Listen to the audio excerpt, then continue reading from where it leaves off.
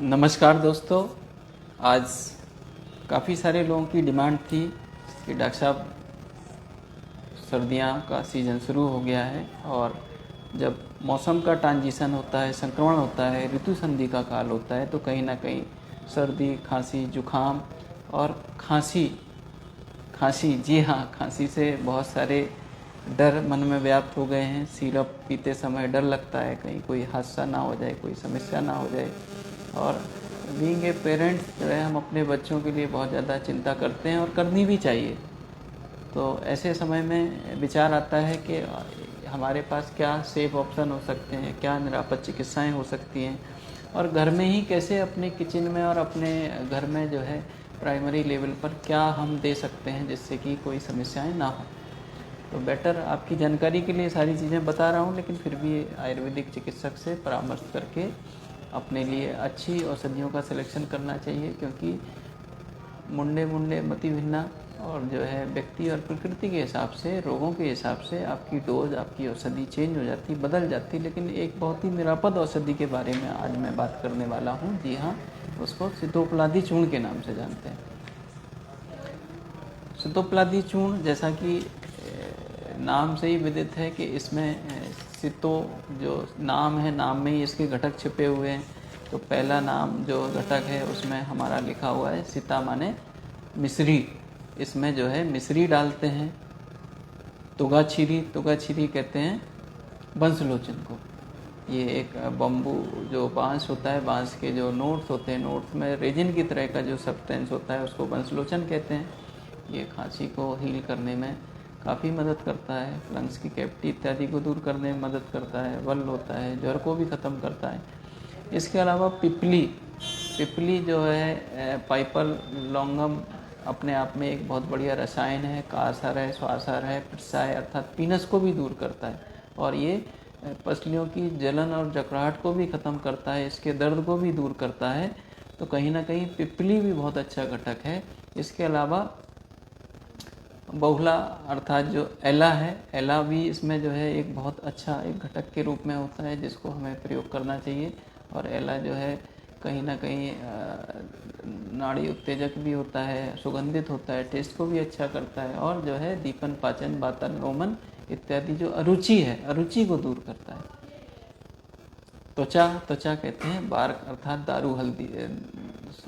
दारूशिता जिसको कहते हैं। दालचीनी अपने आप में एक बहुत बढ़िया कासहर, श्वासहर, एंटी माइक्रोबियल और एक बहुत ज़्यादा एक एनर्जाइजर का काम करता है, कोथग्न होता है, और हमें बॉडी को और माइंड को एक्टिवेट करने में मदद करता है। तो जी हाँ, एक सितोपलादी चूर्ण जिसको कि बहुत ही एक सिस्टमेटिक तरीके से लिखा गया, और चरक चिकित्सा स्थान के अध्याय 8 में 104वें श्लोक में इसको लिखा है। सितोपला तुगाछीरी पिपली बहुला त्वचम अत्यात उर्वम द्विगुणम लेहे मधु सर्पसा। अर्थात इसमें जो घटक हैं उनको जो बाद वाला है वो पहले वाले से आधा है, और यानी कि जो प्रथम घटक है वो मात्रा है, उसके बाद जो घटक आते हैं वो उत्तरोत्तर अर्ध मात्रा में हो जाते हैं। तो अगर हम सितो से शुरू करते हैं, सीता माने मिश्री को अगर हम 400 ग्राम लेते हैं, तो उसके बाद जो घटक आता है बंसलोचन को हम 200 ग्राम लेंगे, और इसके बाद जो पिपली छोटी पिपली है उसको हम 100 ग्राम लेंगे, और 100 ग्राम से आधा जो है हम एला लेंगे 50 ग्राम, और इससे आधा जो है हम दालचीनी लेंगे जिसको कि हम 25 ग्राम की मात्रा में लेंगे। तो इस प्रकार इस चूर्ण का निर्माण आप चाहें तो घर में कर सकते हैं। बाकी मार्केट में भी आपको अच्छी जो कंपनियां हैं वो अपने मानक के आधार पर क्लासिकल आयुर्वेदिक औषधियां बनाती हैं, उसको भी आप प्रयोग कर सकते हैं। और इसको कैसे लेना चाहिए, इसमें लिखा है लेहेत मधु सर्पसा। मधु अर्थात जो है शहद और घी के साथ मिलाकर इसको लेना चाहिए, और शहद और घी को जो है विषम मात्रा में मिला के लेना चाहिए। इसकी फलश्रुति में लिखा है कि ये अरुचि को ख़त्म करती है, आपकी कास, श्वास इनको ख़त्म करती है। जितने भी जो है अस्थमा है, आपके श्वास के जितने भी अटैक हैं इनको ख़त्म करती है। ये हमारी अल्पाग्नि अर्थात हमारी जो जठराग्नि है, जो डाइजेस्टिव, आपने देखा होगा जब भी जुकाम होता है, बुखार होता है, तो ये सारी चीज़ें कम हो जाती हैं। हमारे विवेक तिवारी जी आए हैं, आपका मैं स्वागत करता हूं। आज विवेक जी बात कर रहा हूं कि इस जो सर्दी खांसी का जो सीज़न आ गया है, आने वाला है और भी आगे परेशान करेगा, तो इसमें कैसे अपनी खांसी के लिए केयर करें। और एक बहुत ही सदियों से जो प्रचलित फार्मूला है आयुर्वेद का, शास्त्रीय योग है सितोपलादी चूर्ण, उसको अगर चाहें तो घर में ही कैसे बना सकते हैं, तो ऐसे बना के रख लें और कभी चिकित्सक अगर आपको समझाएं, बताएं, तो आप उसको देख सकते हैं। ज्योति सक्सेना जी का भी स्वागत करता हूं। आप बहुत ही डायनेमिक प्रिंसिपल हैं और आप फेसबुक के बहुत बड़े क्रिएटर हैं और फार्मास्यूटिक्स के एक्सपर्ट हैं। तो आप जैसे लोग सुन रहे हैं तो बहुत अच्छा लग रहा है मुझे। ऐसे ही आप अगर ब्रॉड अच्छा लगे तो शेयर करें और भी लोगों को बताएं। तो मैं बात कर रहा था कि ये सितोपलादी चूर्ण कहाँ कहाँ काम में आता है। जहाँ पे लॉस ऑफ टेस्ट है, जहाँ पे आपका टेस्ट का अवबोध खत्म हो गया। आपने देखा होगा कोरोना के समय में आपको टेस्ट का आपको फीलिंग खत्म हो गई। कहीं ना कहीं ये वायरल डिजीज का जो है सिम्टम है। डॉक्टर संदीप चौहान जी भी आ गए हैं, आपका स्वागत करता हूँ। संदीप जी हमारे बहुत जाने माने डायनेमिक यंग चिकित्सक हैं और हमेशा समाज सेवा और चिकित्सा सेवा दोनों ही कार्यों कर रहे हैं बहुत प्रभावी ढंग से। संदीप जी का मैं स्वागत करता हूं। तो आप देखिए, जिह्वा की जो शून्यता है, taste of loss of taste, ये कोरोना जैसे काल में एक बहुत स्पष्ट सिम्टम के रूप में ये सबके सामने आया। तो सितोपलादी चूर्ण सुप्त जिह्वा, उसमें भी जो है चरक ने लिखा हुआ है, महर्षि चरक। महर्षि चरक कहते हैं चरकस्तु चिकित्सते, जो सारी दुनिया में जो है चिकित्सा का डंका जो है बजा है आयुर्वेद का, उसके आधारभूत जो है अगर कोई ग्रंथ है तो वो है चरक संहिता। चरक संहिता के सिद्धांत हमेशा निरापद रहे हैं, कारगर रहे हैं और हमेशा पूजनीय रहे हैं। आज भी चरक के सिद्धांतों को अगर हम देखते हैं, सुनते हैं तो सफलता मिलती है। तो इन्होंने फिर लिखा कि अरुचि, आपका जो है किसी भी काम में मन न लगना, जो वायरल फीवर के जो सामान्य सिम्टम होते हैं, आपको ज्वर आता है, खांसी आती है, जुकाम होता है और आपको किसी काम में मन न लगना, तो उसको भी ये अरुचि को ख़त्म करता है। और पार्शूल, पार्शूल कहते हैं पेन इन फ्लैंक, जो पसलियों में जो दर्द है, इनके दर्द को भी जो है दूर करने में ये सक्षम है। तो जी हाँ, ये सितोपलादी चूर्ण बहुत ही निरापद है, सुलभ है और इसको जो है शहद और घी को सम मात्रा में, विषम मात्रा में मिला के इसको प्रयोग करना चाहिए। और इसकी मात्रा 1 से 3 ग्राम बताई। इसका निर्धारण चिकित्सक की सलाह से करना चाहिए और दिन में 2 से 3 बार तक आवश्यकता अनुसार ले सकते हैं। और सितोपलादी चूर्ण जो है, इसमें कई लोग छोटी एला लेते हैं, कई लोग बड़ी एला लेते हैं। तो हमने जो है अगर टेस्ट अच्छा ध्यान रखना है तो छोटी एला को लेने का निर्देश दिया है। और आयुर्वेदिक फार्मरी ऑफ इंडिया, जिसको कि भारत सरकार ने जो है ऑथेंटिकेट किया है, रेगुलेट किया है, उन्होंने सारे विद्वानों की जो समिति है, साइंटिफिक कमेटी है, उसने जो है छोटी एला को अप्रूव किया है। तो छोटी एला अरोचक भी दूर करती है और जो है बात अनुलोमन भी होती है, आपको जो है एनर्जाइजर का भी काम करती है, आपके आद्यमान, आपकी अरुचि को ख़त्म करती है, उत्तेजक होती है, नाड़ियों को जो है उत्तेजक करती है और वायु को हरती है। तो ये सारे सिम्टम दूर होते हैं। और कहीं ना कहीं जो दाह है, ज्वर की जो विषमता है, ताप है, संताप है मन का चाहे बॉडी का, उसको दूर करती है। कई बार खाने पीने में अरुचि होती है, वमन की इच्छा होती है, उसको भी दूर करती है।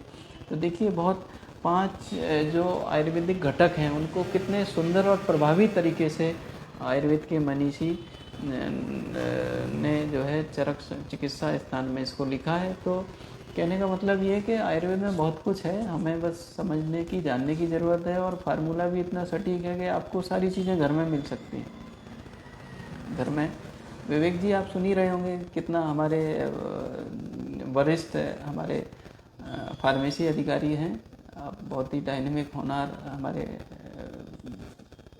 आयुर्वेद के ज्ञाता हैं। और ये छोटी छोटी चीज़ें आप घर में भी बना सकते हैं। घर में आपको मिश्री मिल जाएगी, आपको पिपली मिल जाएगी, इलायची मिल जाएगी, दालचीनी मिल जाएगी। वंशलोचन को आप किसी पंसारी या किसी मार्केट की दुकान से आप मंगा लें। वंशलोचन जो है ऑथेंटिक होना चाहिए, इसके लिए विशेष रूप से परीक्षा और क्वालिटी मानक की आवश्यकता होती है। बाकी अगर ना मिले तो आप मार्केट से ले सकते हैं। इसी तरह बहुत निरापद योग हैं, तालीसादी चूर्ण, श्रृंगादी चूर्ण, उसको मैं नेक्स्ट कड़ी में आपको बताऊंगा। और घर में ही कैसे सिरप बना सकते हैं, घर में ही कैसे आप इंस्टेंट जो है हर्बल टोटल निरापद तुलसी, अदरक, बासा, मुलेठी इत्यादि से कैसे सिरप बना सकते हैं, इसका भी मैं आपको बहुत जल्दी आपको एक लाइव देने वाला हूं, जिससे कम से कम आप इंश्योर रहें कि आपने जो बनाया वो शुद्ध बनाया, वो प्योर बनाया, वो हम अपने बच्चों को, अपने पिताजी को, अपने माताजी को, सभी को हम दे सकते हैं। तो मैं समझता हूँ कि ये बहुत बड़ी आवश्यकता है, क्योंकि जब अपने बच्चे की बात आती है, अपने घर की बात आती है, तो हम कोई रिस्क नहीं लेना चाहते, कोई भी जगह हम कंप्रोमाइज़ नहीं करना चाहते। तो हमेशा डॉक्टर की सलाह से और डॉक्टरों के सहयोग से, और अपने आप चिकित्सा ना करें और सुनी सुनाई बातों पे ना करें। सिर्फ आपको जागरूकता और आपके ज्ञान संवर्धन के लिए कि घर में ही कैसे ये छोटी छोटी चीज़ें बनती हैं, अगर आपके डॉक्टर रिकमेंड करते हैं तो आप घर पे भी इसको जो है बना सकते हैं। आपको मैंने बहुत सिंपल सा फार्मूला बताया, एक बार फिर से रिपीट कर देता हूँ। सीता अर्थात हमारी मिश्री जो है उसको जो है 400 ग्राम अगर लेते हैं हम, एक अगर बैच बनाते हैं तो उसमें बंसलोचन को हमने 200 ग्राम लेना है, इसमें जो है हमने पिपली को 100 ग्राम लेना है, और जो आपकी एला है, इलायची, उसको हमने 50 ग्राम लेना है, और दारू हल्दी, वो दालचीनी जिसको दारू सीता या तोक के नाम से कहते हैं, इसको हमने 25 ग्राम लेना है। तो मैं समझता हूँ लक्ष्मी जी भी आ गई हैं, लक्ष्मी बहुगुणा जी हमारे काफ़ी नर्सिंग केयर में और पूरे चिकित्सालय में काफ़ी आपका सहयोग रहता है, और बहुत अच्छी कवित्री हैं, और आपकी टैलेंट और प्रतिभा को जो है बहुत ऊपर तक जाना चाहिए। तो मैं लक्ष्मी जी का भी स्वागत करता हूँ। तो मैं सभी से ये कहना चाहता हूँ कि छोटी छोटी आयुर्वेद की चीज़ें, आयुर्वेद के जो कंटेंट हैं उनको आप प्रयोग करें तो क्यों आपको समस्या आएगी, क्यों आपका पैसा भी बचेगा और आपको जो है क्वालिटी भी इंश्योर रहेगी। तो अब मैं आपको नेक्स्ट ब्रॉड में आयुर्वेदिक सिरप भी बनाना बताऊंगा कि कैसे घर में ही जो है अपने घर में लगी हुई तुलसी को, क्योंकि उसमें ना तो पेस्टिसाइड होंगे, ना बाहर के केमिकल छिड़के होंगे, ना कोई कंटामिनेशन की संभावना होगी, और ताज़ी दवाई ही काम करती है। आज लोगों को डाउट रहता है कि फला दवाई काम कर रही है या नहीं कर रही है, क्यों नहीं कर रही है, क्यों अच्छा कर रही है। तो इसका एक ही कारण है कि औषधि जो है वो अगर ताज़ी होगी, फ्रेश होगी, प्रभावी होगी, आइडेंटिटी, प्योरिटी, सेफ्टी, आईपीएस, अगर आईपीएस इंश्योर होगा तो कहीं ना कहीं हमारी दवाइयाँ अच्छी रहेंगी, और अच्छी दवाई से अच्छे रिजल्ट आएंगे, अच्छे रिजल्ट से आयुर्वेद का मान सम्मान सारी दुनिया में बढ़ेगा। तो मेरा उद्देश्य यही था कि हमारी आयुर्वेद की चीज़ों को जन सामान्य में लोग समझें, जानें, और एक विकल्प के रूप में, और जहाँ उन्हें लगे कि प्राथमिक आवश्यकता के रूप में आयुर्वेद की फार्मूले को प्रयोग करें।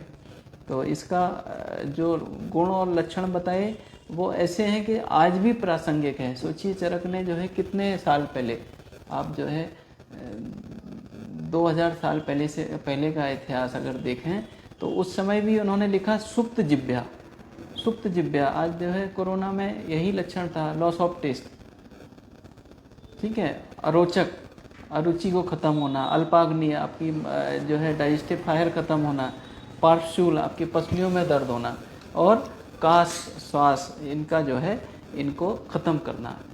तो आप ये देखिए कि बहुत ही निरापद योग है, बस अगर प्योर और सही होगा तो काम में आएगा। तो जी हाँ, फिर हम आपसे विदा लेते हैं, और नेक्स्ट ब्रॉड में आपको ताली शादी चूर्ण के बारे में, इसके बाद जो है श्रृंगादी चूर्ण के बारे में, और एक आपको आयुर्वेदिक कफ सिरप बनाना बताएंगे, जिसमें आप घर पे ही अपना जो है स्वतः अपने प्रयोग के लिए कर सकते हैं। इसके अलावा एक जो महत्वपूर्ण बात है वो सभी को मैं बताना चाहता हूँ कि खांसी में विशेष करके जो है आपका जो स्वर होते हैं हमारे, ये हमारा दाईं तरफ जो है सूर्य स्वर और बाईं तरफ चंद्र स्वर। जब सूर्य स्वर चलता है, जब अगर आप रिवर्स में सांस अगर नीचे फेंकते हैं, जैसे मेरा इस समय अभी सूर्य स्वर चल रहा है, तो जिस तरफ श्वास ज़्यादा रिवर्स में ज़्यादा तेज आए तो उससे हमें वो अवबोध होता है कि ये सूर्य स्वर है कि चंद्र स्वर है। तो जब भी अगर आपका सूर्य स्वर ज़्यादा चलेगा तो आपको जो है खांसी की, कफ की समस्याएं कम होंगी। तो अगर आपको खांसी आती है, आपको जो है बहुत ज़्यादा जुकाम हो रहा है, तो आपको सूर्यवेदी प्राणायाम करना है। सूर्यवेदी प्राणायाम बहुत निरापद है, बहुत ही सटीक है और बहुत ही अच्छा है। इसको करने की बहुत ही साधारण विधि है। आपने जो है लेफ्ट नोज को बंद करना है और इसको सांस को खींचना है।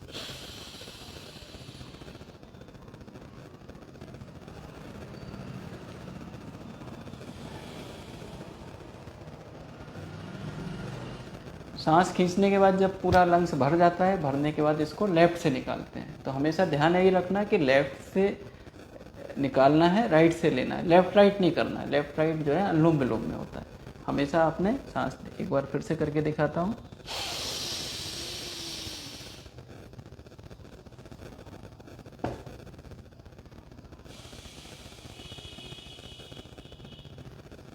यानी कि राइट नोस्ट्रिल से सांस को खींचना है और लेफ्ट से निकालना है। अगर आप यही करने लगते हैं तो विश्वास मानिए, मेरे मरीजों का और मेरे जो है काफ़ी प्रैक्टिस का अनुभव रहा है कि ये सर्दी खांसी जुकाम में बहुत ही बेहतरीन दवाई है, बहुत ही बेहतरीन दवाई है। It's my personal observation, please note it. इसके अलावा जो है आप एक गार्गलिंग जिसको कहते हैं गरारा, खांसी में गरारा बहुत ही महत्वपूर्ण है। गरारा जो है, गरारा में कुछ नहीं करना, पानी को डाल बस इसको उगल देना है पानी को। आप ये देखिए, गार्गलिंग जो है खांसी की 50% थेरेपी है। अगर आप जो है, अगर आपको फेरेंजाइटिस है, आपको गलसोत हो रहा है, आपको जो है गले में बार बार सूजन आ रही है, आपको जुकाम हो रहा है, खांसी हो रही है, तो अगर आप जो है क्लियर कट अगर गरारा करते रहें, गरारा में जो है पानी में थोड़ा सा सेंधा नमक डालेंगे। सेंधा नमक क्या है, क्लेदन गुण करता है। और सेंधा नमक ही क्यों डालना है, क्योंकि सेंधा नमक बताया गया कि अनुष्ण शीत होता है। अनुष्ण शीत, ना गर्म होता है ना ठंडा होता है, इसलिए ज़्यादातर नमक सारे गर्म होते हैं। तो ये जो है हर मामले में ठीक है और बैक्टीरियोस्टेटिक भी होता है और जो है सारी हमारी जो कंटामिनेशन है गले की उसको रोकता है। तो अगर आप दिन में 3 बार गरारा करते हैं तो आप ये समझिए कि आपको खांसी के सिरप की 50% नीड कम हो जाएगी। आप विश्वास मानिए, अगर गार्गलिंग और आपका सूर्यवेदी प्राणायाम 2 चीज़ें कर लेते हैं तो किसी को भी घर पे आप फर्स्ट हैंड पे आप 25-30% आराम यूं ही पहुंचा देंगे। और बाकी फिर जो है आयुर्वेदिक औषधियाँ हैं। अब पता लगा कि आपने जुकाम हो गया, खांसी हो गई और आप जो है इधर कफ वर्धक पदार्थ ले रहे हैं और चीज़ें ले रहे हैं, फिर आप दवाई ले रहे हैं, फिर कह रहे हैं कि हमें साहब आराम नहीं आ रहा।